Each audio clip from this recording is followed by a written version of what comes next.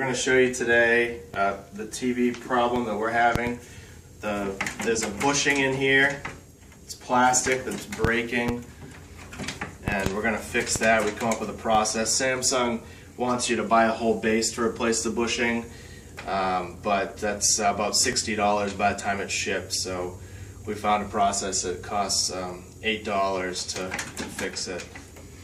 We've already removed the bolts from the TV, and we're going to show you how it works.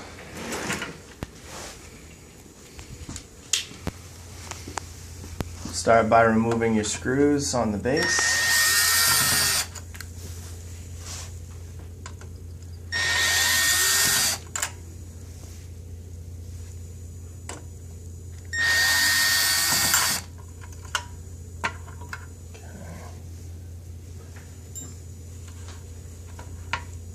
Just to show you how loose this base is.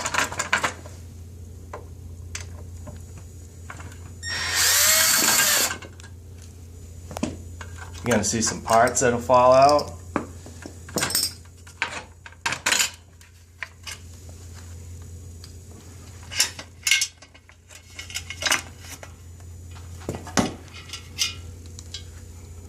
This is the issue right here.